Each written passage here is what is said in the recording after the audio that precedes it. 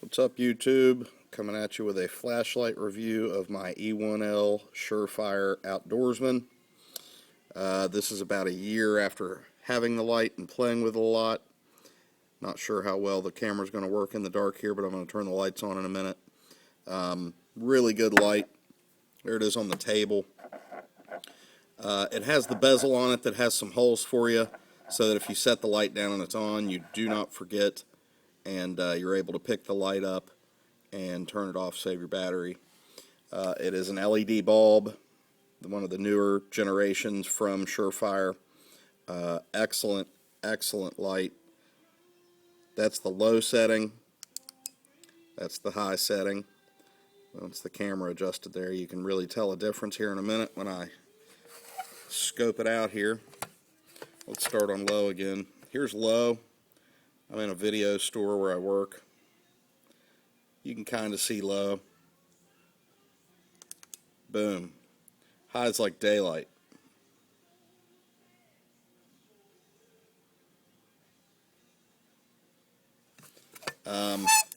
Great light. Mine is my EDC light. The battery life is extremely long. It's a one battery, which is the Surefire batteries, the 1, 2, 3, 3-volt lithiums. I really have my eye on the AA Surefire because the batteries are so much easier to get a hold of and replace.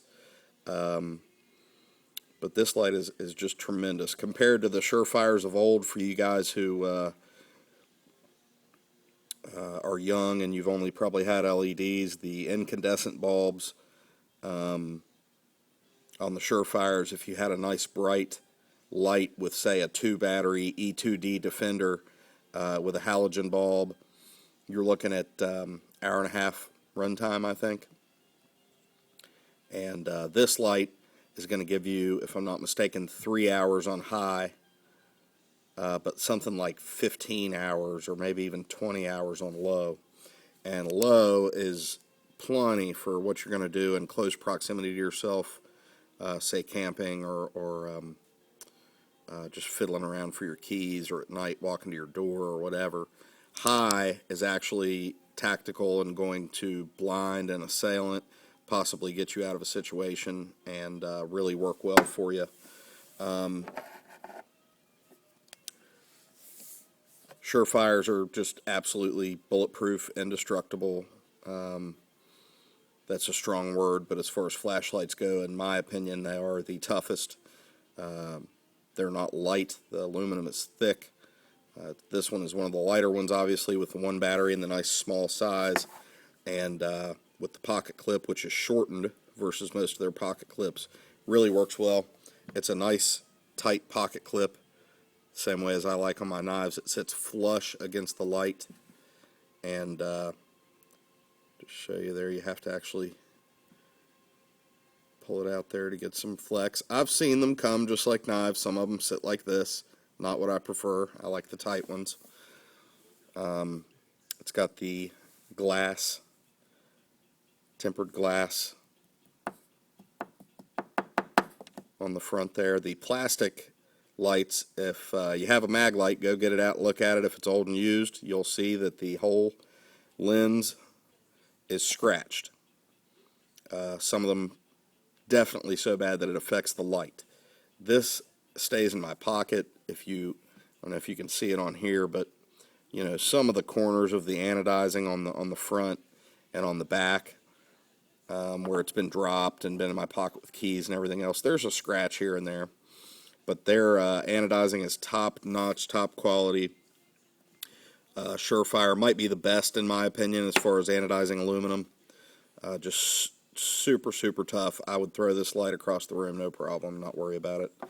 I've seen the rubber on the push button pop off every once in a while, but even when it does on certain Surefires, it still functions without the rubber. And of course, that's an easy fix. I noticed on their new ladies light, it has an aluminum push button, which I think is brilliant. I think that's something they're probably trying out. Excuse me, and I bet we will see that on a lot of future Surefires, and then of course everyone else making flashlights will copy, as they often do, quickly with the Surefires. When I say this is one of the newer LEDs, there have been a series of LEDs come out from Surefire. This one is the KX1, and when you look in there you can actually see the LED, the chip. See if this blinds the camera here. Yeah, of course. Look at that. And you can see even when there's dust on there, I didn't wipe this off for the video. You can see around the outside corner how there's dust around there. But even with that, you know, this lens is just so clear. And they used to be sort of concave. On my first Surefire LED, it was concave. It's now totally flat. You also couldn't see the LED down in them. You can now, and the battery life, again, was just improved, which I'm sure they will probably continue to do.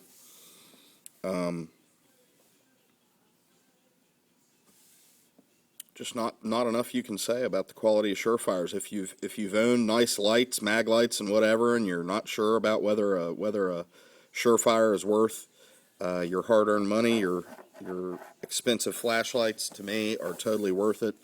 I've had 4 or 5 Surefires. I've got one mounted on my M1A rifle. And they just, in my opinion, are the best looking, the best functioning, and very tough. I'd like to try some of the newer flashlights, the better price points, like the, 5.7s, and seems like there was another good brand I saw some videos of, but definitely some competition out there now. Surefire kind of dominated the tactical flashlight market for a long time, and with the advent of LEDs, everyone is going to them. And when you look through, you know, Dick's Sporting Goods or Cabela's catalog, or go through a store, local sporting goods store, you'll find Dorsey and Smith & Wesson and Browning and Buck and everybody else making lights. And that's because the LEDs are becoming so inexpensive now. But with Surefires, when you had the incandescent bulbs, you couldn't just hook any light to a gun like you sort of can with the LEDs. You had to have a shock isolated bulb housing and shock isolated mechanics, and it just makes it a lot easier for them now to make a light that is weapon mountable and that is a tactical brightness with the advent of LEDs. And I'd say that every one of these flashlight makers is going to be done with anything but LEDs pretty soon. I understand OLEDs might be coming soon, organic light emitting diodes. I don't exactly understand that. I've seen it on the new Leopold rangefinder display. Part of their screen has an OLED. It's not a light of it's not a light of shining out as a flashlight, but it's the light inside the rangefinder as you look through it. Anyway, I love my Surefire. Highly recommend this one. You guys go out there and get you one. Please sub, and if you have any questions, let me know in the comments. Thanks, guys. Have a great day.